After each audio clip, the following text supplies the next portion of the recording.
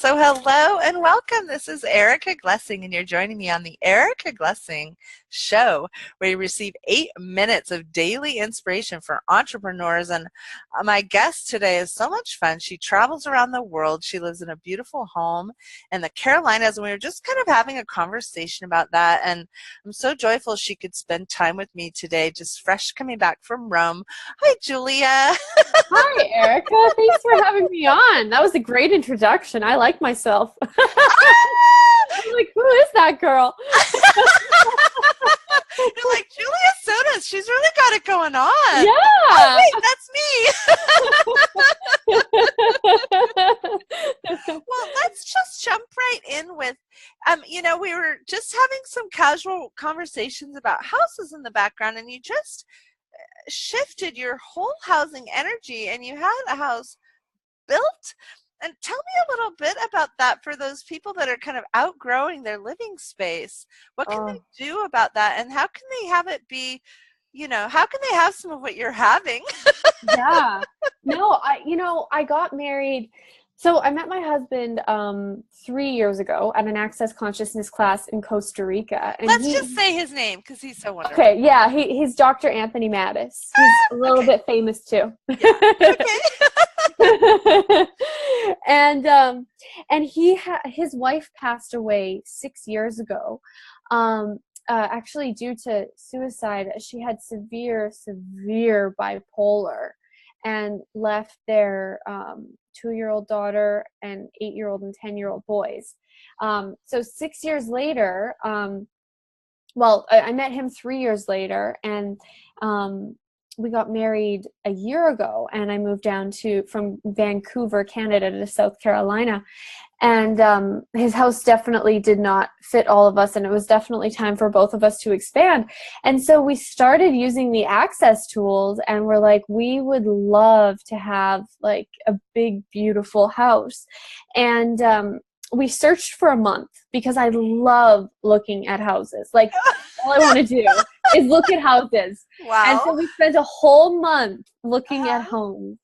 And I wanted to just get into a house, buy a house that had been previously owned. And he's like, no, I want to build a house and have it totally fresh and totally ours. Oh my gosh. And so luckily he got his way, because I love living in a new house.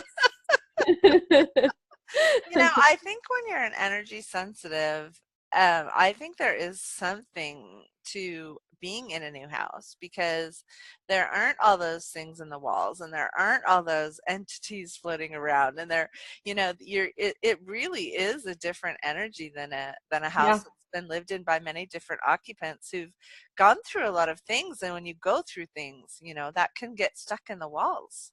It does. And, we're South Carolina, we're near the ocean, near Hilton Head Island, in a town of about 30,000 people called Bluffton.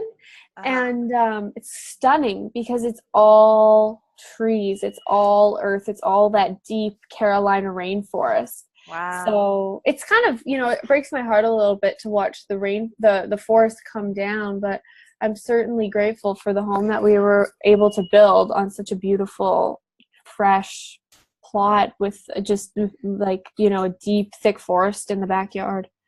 Did you have to do anything as far as like when you were visioning your house? What kinds of, tell us a little bit about like, I don't know the question that I have. It's something around shifting into allowing yourself to have something that nice. Yeah, it's interesting because I never lived in anything this nice before, like not even close. Well, actually, that's not true. When I moved from Manitoba, where I grew up, to Vancouver, that was one of the biggest changes I've ever made in my life, because I was hardly making $4,000 a month, and my rent was $3,000 a month. Wow. And as soon as I made the choice to move that, I didn't even have money for the damage deposit, for crying out loud. Right. But it was so light, and it was this 20th story apartment on the ocean, overlooking Stanley Park, the Lionsgate Bridge, and the mountains. So the contributive. Oh, So contributed. it was like it because it Yeah. was floor to ceiling windows. You were always outside. It was like always Oh, being in the day. But that jump to actually do that, just it wasn't a huge space, but it was a luxurious space, and it was that view with all those windows. So that changed my life. And then, but it wasn't as big as this. And when Anthony and I first moved here, our joke was like, "Hello, hello, hello, hello. Are you there?